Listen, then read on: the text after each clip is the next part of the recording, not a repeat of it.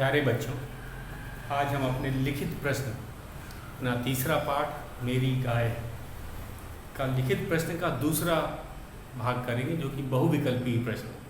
कल हमने लिखित प्रश्न आपको लिखवाए थे, आपने ज़रूर उसे अपने नोटबुक में लिख लिया होगा और उसे याद भी कर लिया होगा। आज का जो हमारा लिखित प्रश्न है, इसे हम पाठ्य पुस्तक में ही करेंगे और ये बहुविकल्पीय प्रश्न है, मल्टीपल चॉइस क्वेश्चन। ये दूसरा प्रश्न है, तो आज हम अपना लिखित का दूसरा प्रश्न करते हैं। तो ये है हमारा लिखित प्रश्न।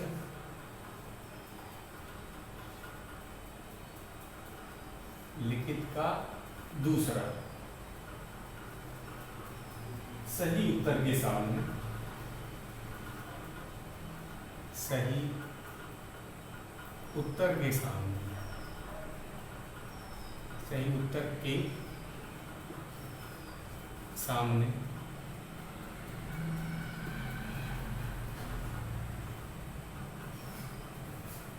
टिक का निशान लगाओ। टिक का निशान लगाओ। ये है इसका पहला भाग। क, गोनू झा के परिवार का, गोनू झा के परिवार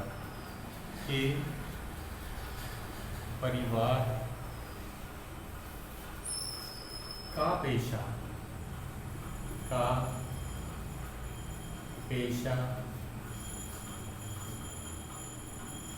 क्या था।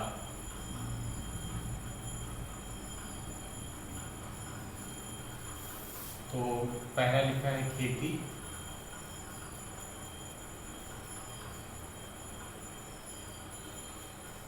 दूसरा है पशुपालन,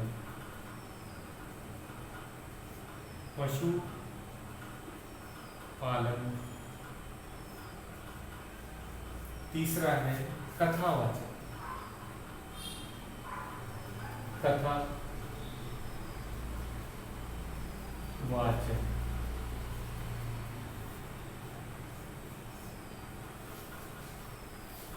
तो हम इसका सही उत्तर जानते हैं, हमने पाठ पढ़ा ही है।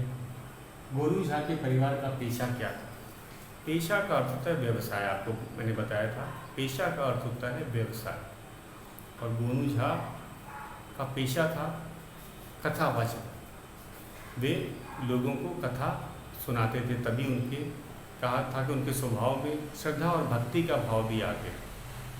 तो कथावाचन क्या करते हैं, किन कथा को सुनाते हैं, धार्मिक कथाओं को सुनाते हैं, जैसे रामायण हो गया, महाभारत हो गया, गीता हो गया, और उसके जो संवाद थे, उनकी जो कहानी है, उसको गा करके उसका अर्थ लोगों को समझाया करते थे। तो उनका पेशा कथावाचन का था। वे खेती नहीं करते थे और पशुपालन भी नहीं था। उनकी पत्नी की जो इच्छा थी कि ये गाय पाले, लेकिन उनका पेशा पशुपालन का नहीं था। तो सही उत्तर है कथावाचक। दूसरा है ख है गोनू झा ने गाय कहाँ से खरीदी। गोनू झा ने गाय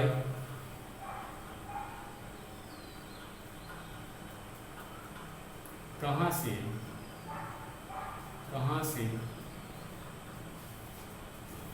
खरीदी।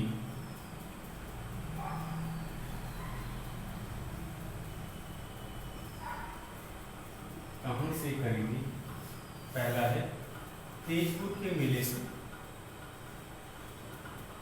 तेजपुर के मेले से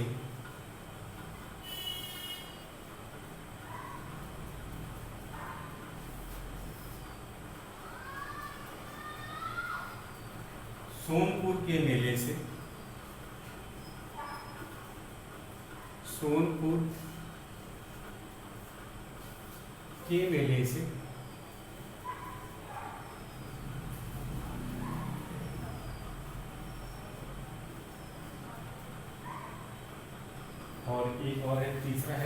नागपुर के मेले से,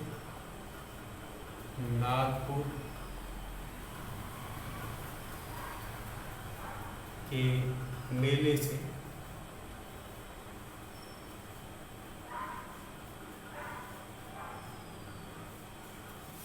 तो यहाँ पे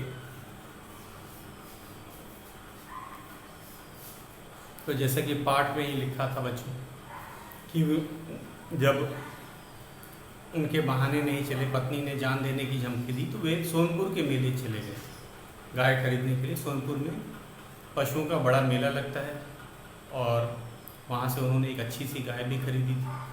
तो जगह का नाम था सोनपुर के मेले से। सोनपुर एशिया का सबसे बड़ा पशु मेला लगता है, वहाँ पे पशु बेचे और खरीदे जाते हैं। तो सही उत्तर है सोनपुर के मेले से। कहानी से हमें ये पता चल चुका था, तो सोनपुर का मेला ही सही है। नागपुर का मेला और तेजपुर का मेला गलत जवाब है। सही है सोनपुर के मेले से। और हमने इस पर सही का निशान लगा दिया। तो एक बार मिटाने से पहले इसको फिर से देख लीजिए। गोरू झा के परिवार का पेशा क्या था? हम जानते हैं पेशा का अर्थ होता है व्यवसाय। तो उनका व्यवसाय था कथावाचन, पशुपालन और खेती गलत विकल्प था। गोरू झा ने गाय कहाँ से खरीदी? तो इसका उत्तर सही था, सोनपुर के मेले से वे खरीद के लाए थे। तेजपुर का मेला और नागपुर का मेला गलत विकल्प। तो मैं अब तीसरे ग भाग पे चलता हूँ। इसका बहुविकल्प में 3 ही प्रश्न इधर दिए हुए हैं।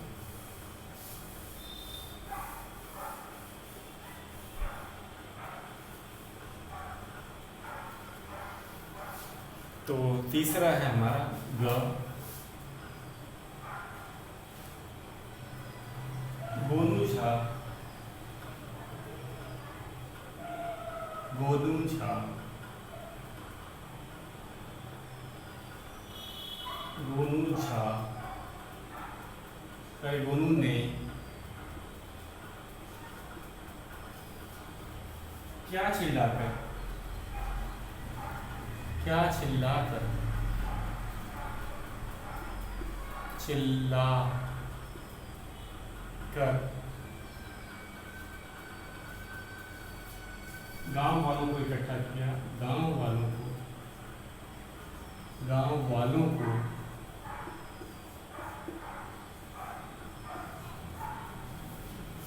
इकट्ठा किया,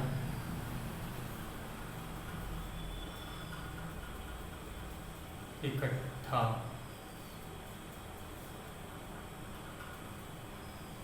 किया,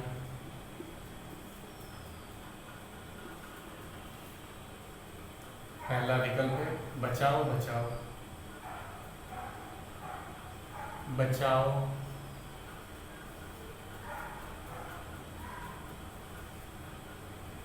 बचाओ,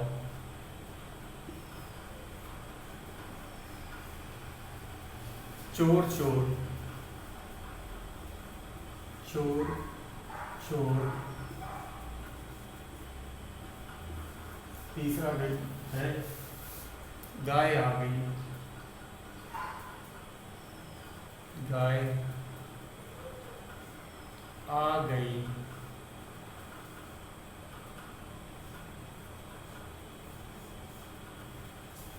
तो बच्चों क्या चिल्लाया था उन्होंने? लोगों को जमा करने के लिए, हम जानते हैं उन्होंने लोगों को जमा करने के लिए चोर चोर कहा, जबकि वहाँ कोई चोर नहीं था। वे लोगों का ध्यान अपनी ओर खींचना चाहते थे ताकि लोग इकट्ठा हो सकें उनकी मदद के लिए, और जब लोग जमा हो जाएं तो वे अपने गाय के बारे में कुछ कह सकें। तो चिल्लाने का है बचाओ बचाओ नहीं कहा था, ये गलत विकल्प है। गाय आ गई ये भी नहीं कहा था। सही है विकल्प चोर चोर। पाठ में भी लिखा है कि उन्होंने चोर चोर चिल्लाया और लोगों को लगा कि शायद गोनू झा को चोरों ने घेर लिया है या कोई चोर उनकी गाय चुरा रहा है, तो वे मदद के लिए आ गए। गाय आ गई ये गलत विकल्प है, क्योंकि अगर वे कहते गाय आ गई तो शायद सब लोग देखने नहीं आते कि गाय तो गांव में ही आ रही है, कभी बाद में भी देखा जा सकता है। और बचाओ बचाओ भी उन्होंने नहीं कहा। तो ये था हमारा बहुविकल्पी प्रश्न, तो मैं आपको एक बार फिर से बता देता हूँ। तो हमारे जो परीक्षा में आएगा केवल यही 3 बहुविकल्पी प्रश्न नहीं आएंगे, तो ये पाठ के किसी भी हिस्से से कहीं से भी आ सकते हैं। तो कोई ये ना समझे कि सर ने हमें 3 बहुविकल्पी प्रश्न लिखवाए थे जो हमारे पाठ्य पुस्तक के अभ्यास प्रश्न में भी दिए गए हैं, तो बस हमें 3 ही पढ़ने हैं। ऐसी बात नहीं है। जो परीक्षा पे बहुविकल्पी प्रश्न आएगा वो पाठ के बीच से आएगा, तो आपको पूरा पाठ पढ़ना है, समझना है, तभी आप पाठ के जो बहुविकल्पी प्रश्न हैं उनका उत्तर दे सकेंगे। तो इस बात का ज़रूर ध्यान रखिएगा कि कोई ये ना मान ले कि मात्र 3 जो MCQ वाला हम लोग कह रहे हैं बहुविकल्पी प्रश्न है, अगर हम उसे पढ़ लेते हैं तो हमें और कुछ पढ़ने की आवश्यकता नहीं है। तो ये कहीं से भी आ सकता है, पाठ के बीच से भी आ सकता है। अब हम चलते हैं, हमारा तीसरा है गोनू झा कैसे व्यक्ति थे, पाठ के आधार पर तुम जो सोचते हो लिखो। तो ये आपको लिखना है, मैं कुछ अपने विचार इसमें चर्चा ही कर सकता हूँ और हम इसे ऑनलाइन कक्षा में भी करेंगे। ये हमारा तीसरा प्रश्न है।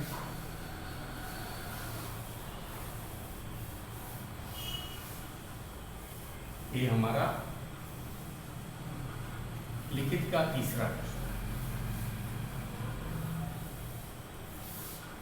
लिखित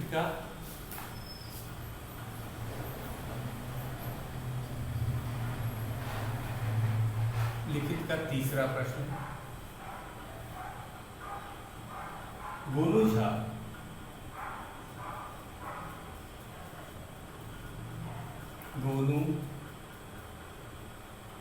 झा कैसे व्यक्ति थे,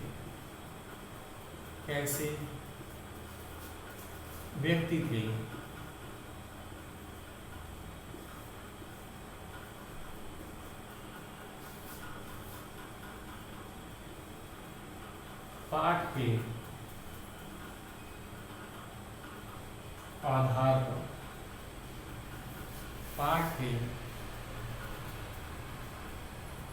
आधार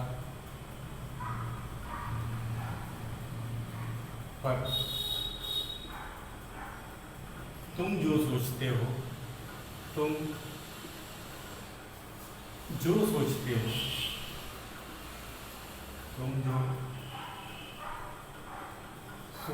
हो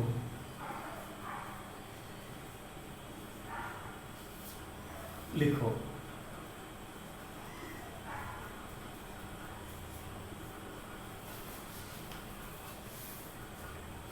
तो पाठ के अनुसार हमने पाठ पढ़ा है, हमने गोनू झा के बारे में जाना और आपको अपनी सोच के अनुसार इसको लिखना है कि वो चतुर व्यक्ति थे, बुद्धिमान थे, समझदार थे, या वह घमंडी थे,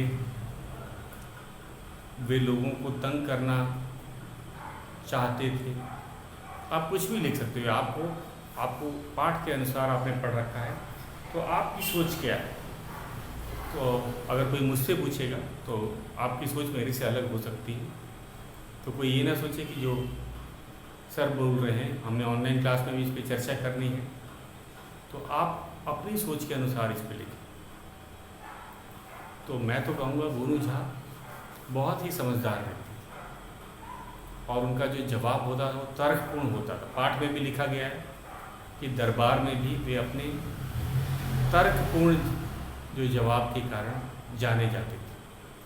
पाठ में भी उन्होंने ठीक ऐसा ही दिखाया। उन्होंने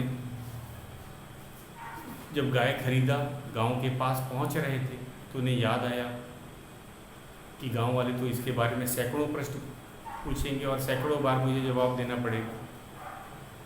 तो उन्होंने लोगों को एकत्रित किया, सबको गाय के बारे में बताया, लोगों से हाथ जोड़ करके क्षमा भी मांगी कि आप मुझ पे खतरा आया, मुझ पे खतरा जान करके आप मेरी मदद करने आए, तो इसलिए मैं आपका आभारी हूँ और इस अशिष्टता के लिए मुझे माफ़ भी करिएगा कि मैंने चोर कह के आपको जल्दी से बुलवा लिया था।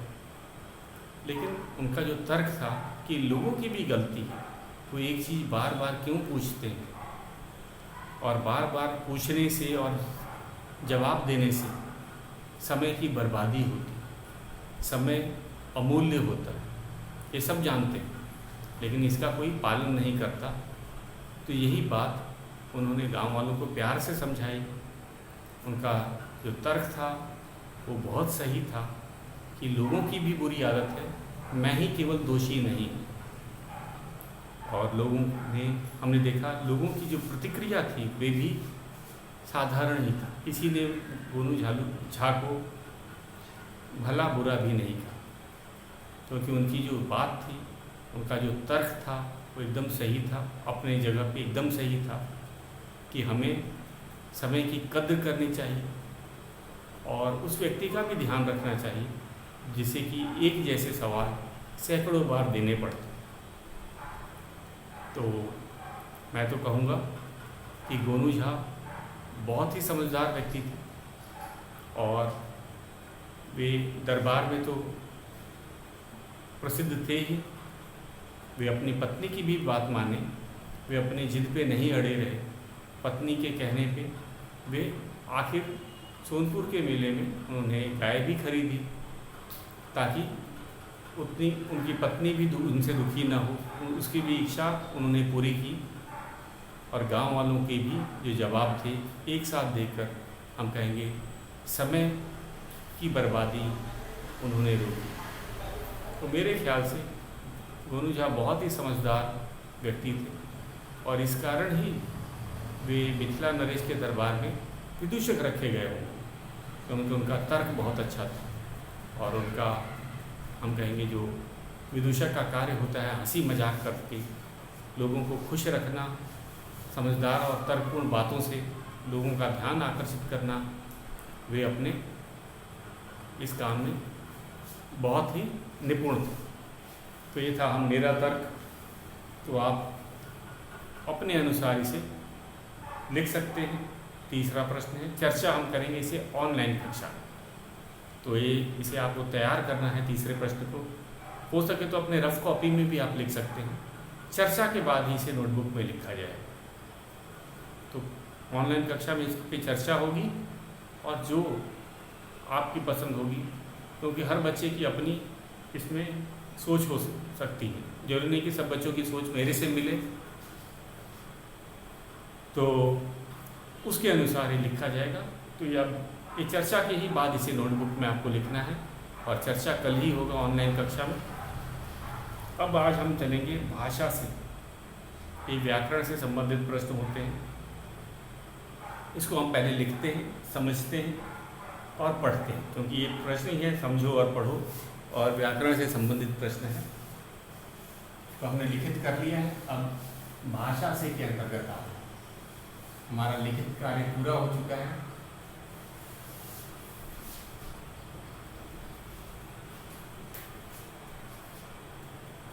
भाषा से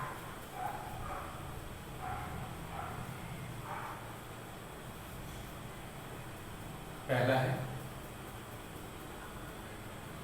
समझो और पढ़ो। समझो और पढ़ो।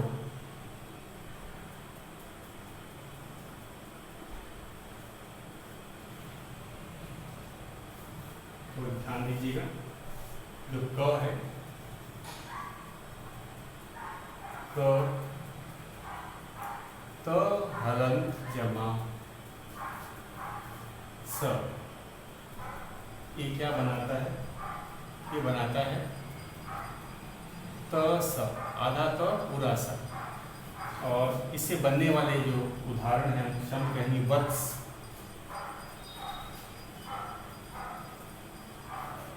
पुत्र वत्स बोलते हैं, उत्सुक,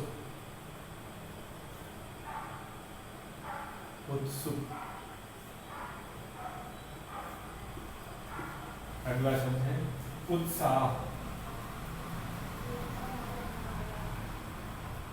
उत्साह। और अंतिम है सत्संग,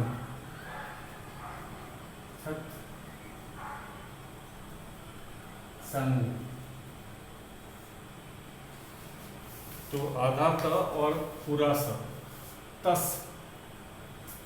वत्स, उत्सुक, उत्साह, सत्संग। तो हमने तो आधा त और पूरा स से बनने वाले शब्दों के बारे में जाना। अगला है हमारा ख।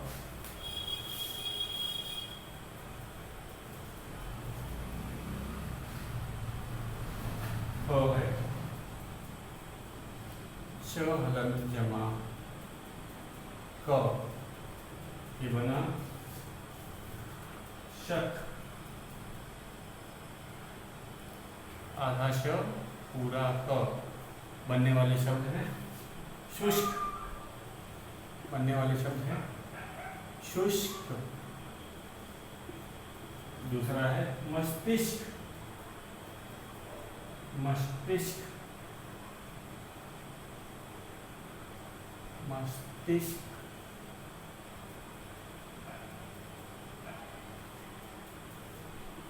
फिर है निष्काम। निष्काम। और फिर अंत में है पुष्कर। पुष्कर।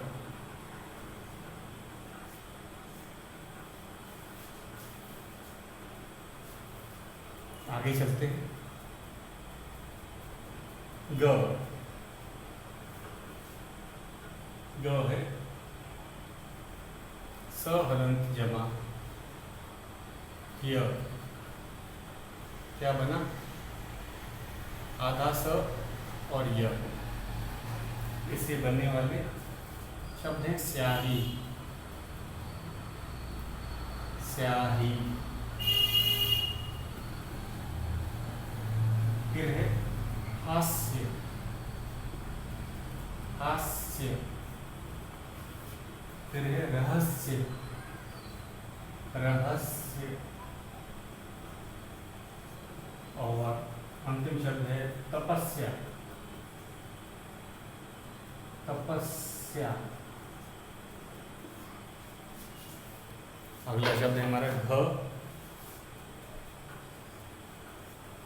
घ है ल हलंत जमा य। क्या कहेंगे इसे? ल, आधा ल पूरा य, ल्य। जो शब्द बनेंगे उससे मूल्य। मूल्य। फिर है तुल्य।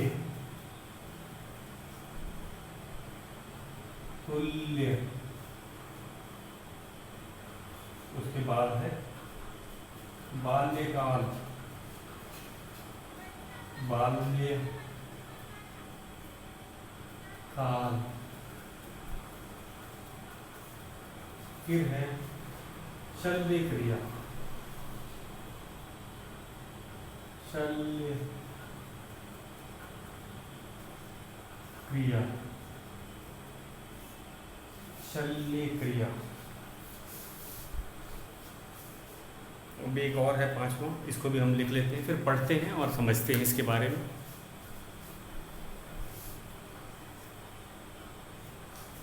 ये है त हलंत जमा न, अर्थात आधा त और पूरा न। बनने वाले शब्द है रत्न। रत्न। फिर है प्रयत्न। प्रयत्न। फिर है पत्नी। पत्नी। पत्नी। रत्नाकर। रत्नाकर।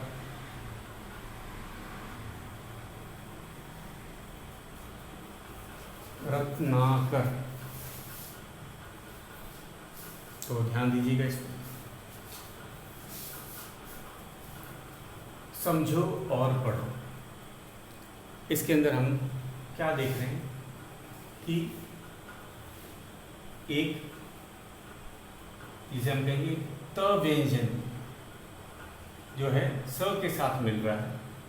और ये इसे हम शुद्ध रूप से त व्यंजन क्यों कह रहे हैं कि क्योंकि इसमें स्वर नहीं, त आधा कहलाता है, इसे इस तरह लिखा जाता है त व्यंजन।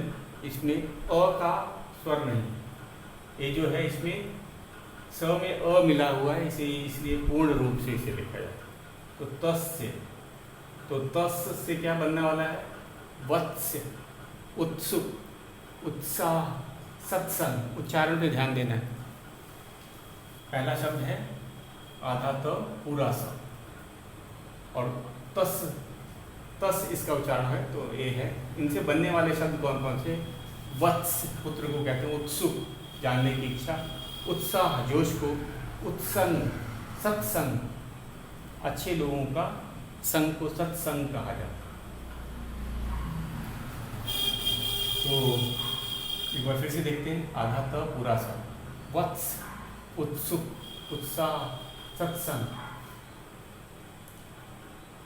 श और क, शुष्क, जो सूखा हो उसे शुष्क कहा जाता है। मस्तिष्क, दिमाग को कहा जाता है। निष्काम, किसी प्रयोजन के बिना। पुष्कर, एक पुष्कर क्या है? एक जगह का नाम है। पुष्कर का मेला आपने सुना है। पुष्कर एक हम संज्ञा के तौर पे इसको बोलते हैं। और आधा स पूरा य, स्या, तो स्याही, इंक को, दवात को स्याही भी कहा जाता है। हास्य, हंसी को हास्य कहा जाता है। रहस्य, भेद हो कोई।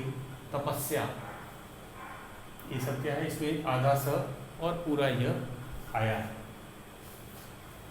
आधा स पूरा य, इससे बनने वाले शब्द हैं स्याही, हास्य, रहस्य, तपस्या। उसके बाद में ल हलंत जमा य, ल्य, तो मूल्य, तुल्य, बाल्यकाल, शल्य क्रिया। तो आधा ल पूरा य, तो मूल्य, दाम को बोला जाता है। तुल्य, तुलना के लिए। बाल्यकाल, बचपन का समय। शल्य क्रिया, सर्जरी जिसे आप बोलते हैं, इसके अंदर शरीर में काट छांट की जाती है किसी रोग को सही करने के लिए, शल्य क्रिया। अगला है त हलंत जमाना, तना, रत्न, बहुमूल्य पत्थरों को रत्न कहा जाता है। प्रयत्न, प्रयास करना। पत्नी और रत्नाकर, तो ये सब है। नए नए शब्द आपको देखें और आपने इसमें क्या सीखा? इसमें हमने पढ़ा और सीखा कि कैसे लोग ये है शुद्ध व्यंजन अगर स के साथ मिलकर जो नए शब्द बनाता है, उनका कौन कौन से नए शब्द हैं। ये सभी नए शब्द आपको लगे होंगे। इसमें अधिकतर आपने पहले नहीं पढ़े हैं, तो इसका एक बार आपको पठन करना है और इसे समझना है। इनका अर्थ भी आपको पता होना चाहिए, और हम ऑनलाइन कक्षा में इनके अर्थ का वाक्य पे प्रयोग करवाएं। तो याद रखिएगा, ये जो अभी हमने भाषा के अंतर्गत जो पहला प्रश्न पढ़ा, पढ़ो और समझो, इसके सभी शब्दों को आपको न केवल उच्चारण करना है, इनके शब्दों का अर्थ भी आपको पता होना चाहिए। और ऑनलाइन कक्षा में हम इन शब्दों का जो है वाक्यों में प्रयोग भी सीखेंगे, ताकि ये हमें खासकर जो नए शब्द हैं अच्छी तरह से याद हो जाए। जब हम नए शब्दों का वाक्यों में प्रयोग करते हैं तभी वो याद रहेगा। अगर हम शब्दों का अपने वाक्यों में प्रयोग करेंगे तो बहुत समय तक हमें याद रहेगा, नहीं तो जल्दी, खासकर अगर एक साथ हमें बहुत सारे नए शब्द दे दिए जाएं तो हम एक दिन में उसे याद नहीं कर सकते। उसका याद अभ्यास से आ सकता है, वाक्य बना के आ सकता है। तो ये दो तरीके थे। तो अब तक हमने क्या किया? इस पाठ में हमने लिखित प्रश्न कर लिए हैं, और आज से व्याकरण के जो प्रश्न हैं अब इस पाठ में अभ्यास के रूप में आए हैं। आज से हमने उनकी शुरुआत कर दी है, और इन प्रश्नों को हम अपने पाठ्य पुस्तक में ही करते हैं। तो सभी बच्चे ध्यान से इसे अच्छी सुलेख लेखन की तरह, हैंड राइटिंग आपकी अच्छी होनी चाहिए, और इसे बुक में लिख कर के याद करें। तो बच्चों, आज के लिए इतना है। शेष हम कल पढ़ेंगे।